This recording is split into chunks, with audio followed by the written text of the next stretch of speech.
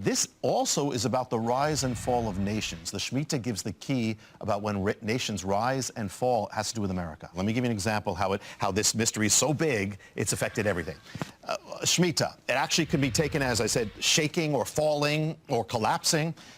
1917, you have the year of the Shemitah. You have a collapse on Wall Street, but you also have a shaking of the nations called the First World War. The Shemitah is about collapsing. In that war, you have the collapse of powers, collapse of 4 empires, the German Empire, the Hungarian, the Russian, the Ottoman, all collapse in the year linked to the Shemitah. And you also have, the Shemitah is linked to the rise of nations. 1917 is the year that begins America's rise of world power on the stage. It enters the First World War. This is considered that. And so you have the beginning of this rise. But if you take it 4 Shemitahs later, which is 28 years, interesting, 4 in the Bible is a number of kingdoms. It takes you to 1945, and you have another global cataclysm. You have the shaking of the world, shaking World War II coming. You have literally, actually, Hitler's attacks began in 1938. That was the year of the Shemitah. Goes 7 years till 1945 until it's over. Shemitah. The Holocaust, Kristallnacht. It's noted as 1938 as the fateful year. Year of the Shemitah. Ends 1945, year of the Shemitah.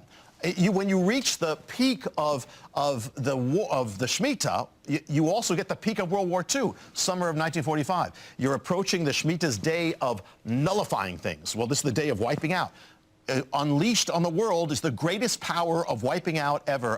The atomic nuclear warfare comes on at the end of World War. It's like this crescendo. The war ends in the last week of the Shemitah, this whole 7-year period. And actually in Berlin, the Allies have a victory parade. It's on the day of the end of the Shemitah. I mean, so world history, this launches America as the superpower of the world, even the Cold War, in the year of the Shemitah. Now, if you go one more period, you go 4 Shemitahs later, 28 years, Shemitah can mean also the fall of a nation. It gets you to 1973. Key point. 1973, America decides to legalize the killing of unborn children. Same sin ancient Israel was judged for. And that same year also is the year America loses its first war. Vietnam collapses. On the same day, August 15th, that America won the war before in the other Shemitah. And so you have this thing of the fall now. And in the same year of that fall, you have the World Trade Center, which marks the same years that America legalized the killing of its children. Huh. Okay, now with the amazing precision we've just seen in the past, what does that tell us about now in the future? The Shemitah begins September 25th. I can remember happens to be my birthday, so it's easy. September 25th, and then it goes till September 13th, 2015. Now, let me tell you, a few things. One is 2 cautions. God doesn't have to do anything. It doesn't necessarily have to happen every time. However, other caution is he can. And the thing is that what the pattern is generally this. At the beginning of the Shemitah, you don't necessarily notice. Yeah, and that's the dangerous thing, because when you combine this all together, where America's going, when you combine the harbingers appearing and continuing, when you combine the Shemitah, that's the thing. The thing is this: in the last 2 Shemitahs, this is 2001, 2001, and then it's 2007 and 8. Yeah. You had the mystery is getting more and more precise and intense. It's a buildup, because in 2001 you have the greatest stock market collapse in history happens on the exact day appointed in the Bible, Elul 29, to wipe out the financial accounts. 7 years later, 2008, you have the other greatest crash in American history, bigger, and it happens on the exact same day appointed in the Bible. The 2 greatest crashes happen exactly 7 Hebrew years apart, down to the days, the hours, to the seconds. So the mystery is getting more intense. He's going so fast. Yeah. I want you to catch. It is so precise what he's saying. It's the year, the day, the second. I mean, what an awesome God we serve.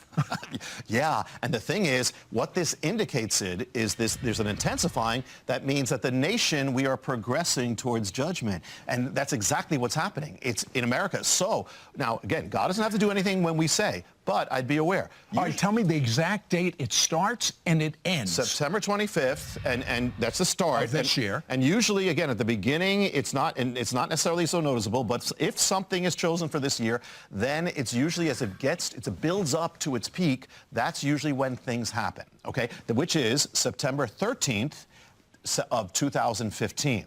Now, there's also, we've talked about this before, happens to be with the blood moon period as well. Because the blood moon period is a year and a half. Well, we're in that half part, but the year, what's left, is totally Shemitah. So it's all happening at the same time as Shemitah. It's like a convergence of warnings. It seems. And the other thing is that, here's another thing, Sid. In the Bible, one of the signs of judgment is the darkening of the sun. Now, we're not saying every eclipse is. However, there's something there.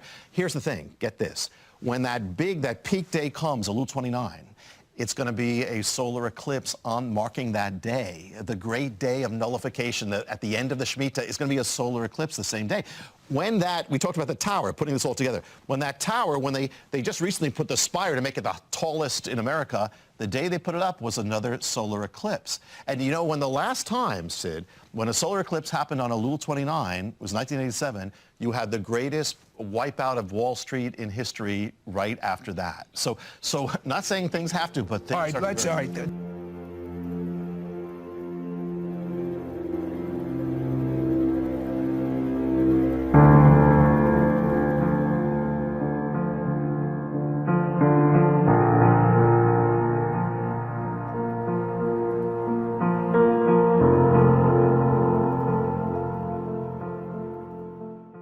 Clearly in a bit of a panic mode for all the reasons you've been citing. Look, our warning cracks were a pretty significant decline in earnings expectations for this year during the first half of the year.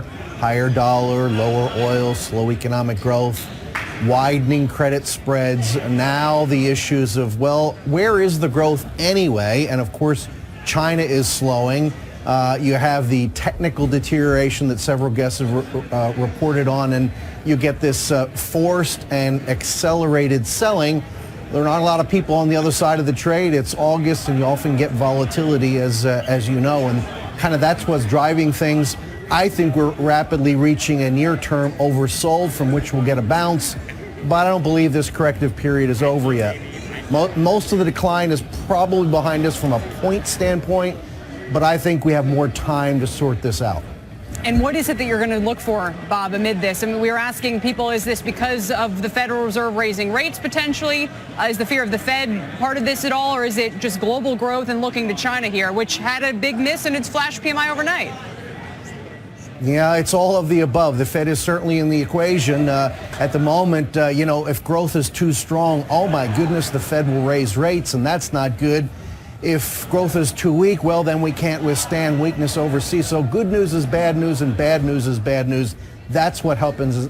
So noticeable, but if something is chosen for this year, then it's usually as it builds up to its peak, that's usually when things happen.